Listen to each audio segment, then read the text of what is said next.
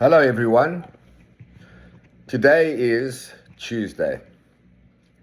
Just got back from Israel after spending 13 days.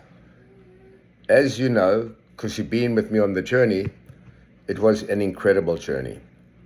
I told you, if you were to give any amount of money, whether it was $10, $15, $100, $1,000, whatever it was, you were investing in our journey. Because it was our journey. Everything that I accomplished on this trip was because of you.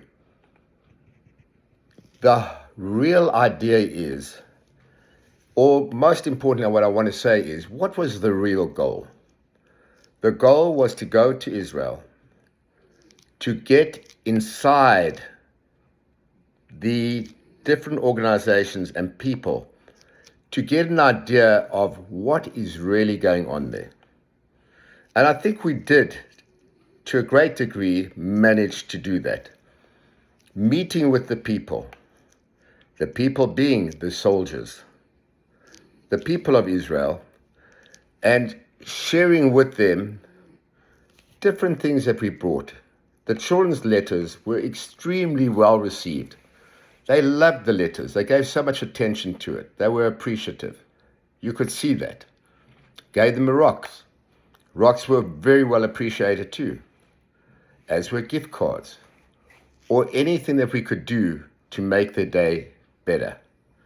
When we went to the 2 army bases, where we bought a barbecue, they loved it. They cherished it. The most important thing you should know is how much they appreciate the love and support in any gesture that we did. They really do appreciate it. The world has vilified Israel. The world is against Israel. They stand tall and fight. The others terrorize to whatever extent that they can. There is no humanity on the other side. On our side, there is humanity. How they appreciate the simple things in life is unbelievable. Going to the hospital to visit the injured soldiers is truly human. It's painful. It's very painful. And even though I know how painful it is to the level that I can, the long enduring injuries that these boys have at the age of 22, 21, 23 is truly tragic. To never be able to run, to never be able to walk, to never be able to be themselves like they used to be just a few months ago is obviously very, very tragic, and the people feel it. You know, we talk about PTSD. The soldiers that saw the savagery, the barbarism of October 7th, what they did to their fellow citizens, was so disturbing that many have trauma, and this is going to last them a lifetime. I purposely have not looked at the footage. I purposely have tried to keep my mind clean from such savagery, at the same time knowing that these beasts are not to be underestimated. I just want to let you know as well, before I went on my journey, I was told, Ivan, you're too late for the game. The war has already been done. People already had enough of it. What? I couldn't understand it. And then when I'm come back and when I've been there, what the hell were they talking about when they said that to me? The war is over and it's too early in the game, too late in the game? Let me express to you how terrible it is to see people suffering to the degree that they do. The air raid sirens go off. Children are separated from their parents. Every time the soldiers are in the army, the children don't have their dad around. They have to wait and hope that he will come back. The mothers who are left at home on their own have to do all the heavy lifting. Sometimes the mothers are in the army too. And the father, hopefully one of them is there, has to also take on an extra load. When you walk around and you see, and when you speak to the soldiers, they've had to leave their business, leave their work. Some businesses are just closing up now. The evacuees, the people that had to move within an hour. They didn't take everything they could take. And even though they might be staying in a hotel, we regard a hotel as a vacation. This ain't no vacation. The sources of income are limited. When I see these boys going into battle, whether it's up in Gaza, whether it's in the north, whether it's on the West Bank, wherever it is, these guys are giving their lives for us. And I was thinking, if I could only just give money and not be the soldier to go into battle, what an easy thing that would be.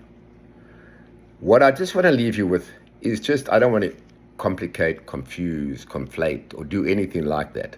I want to be quite specific. The boys, and I was there, I was up in the north. It's freezing.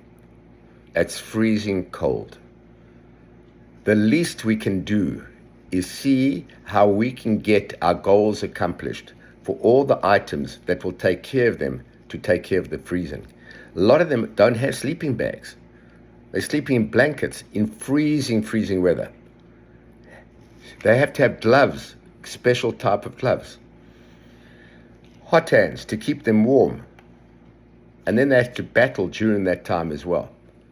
Now you might ask, and many people ask, why can't the army provide them with all this stuff? Recognize the following.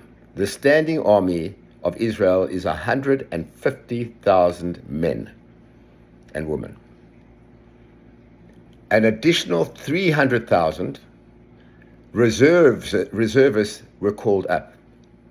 So 300,000 didn't have the provisions that they needed. This was not an expected war. Maybe they should have expected it, but they didn't. We need to help them get what they need. They need the sleeping bags that can keep them warm. They need the gloves that can take care of their hands.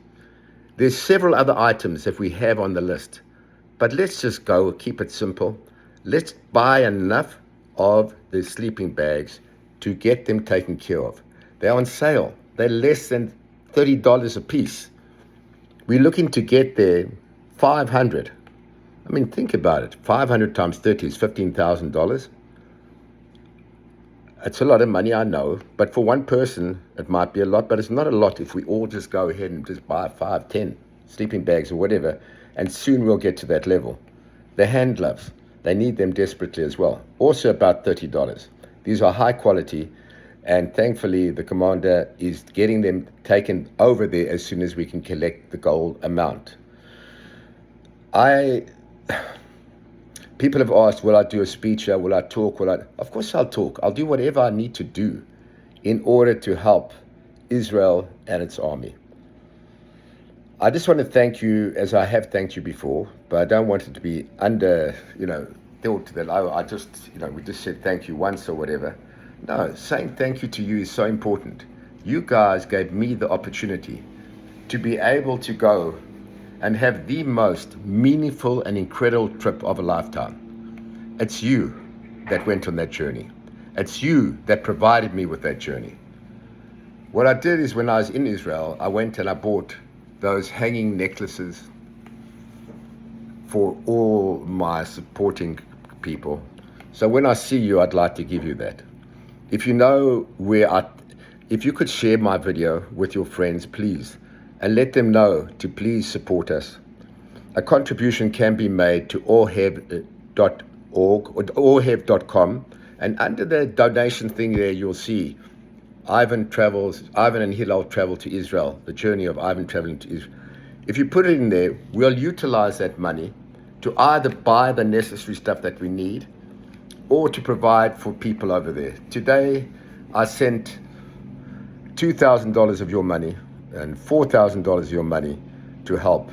In the $2,000 case, I bought 5 helmets for a unit that's fighting in Gaza, a medical unit whose helmets were well worn out. Another $4,000 was given to that soldier who I met. And what happened to him, as you know, he was lying in hospital, injured, and his mother, a dear woman, looked young to me. She had a stroke, and they had no money. They had no electricity and no rent. So that $4,000 is going to pay off the electricity bill and pay for his rent for the next 3 months. Guys, you have made an impact so great. If we can help one person, it's enormous. 2, 3, 4, 5. We did help more than that. And so I thank you and appreciate any time that you can be of assistance. If I can help you, talk to a group of people, I'm happy to do that. Thank you. God bless. And let's go. Am Yisrael Chai. Let the Jewish people live.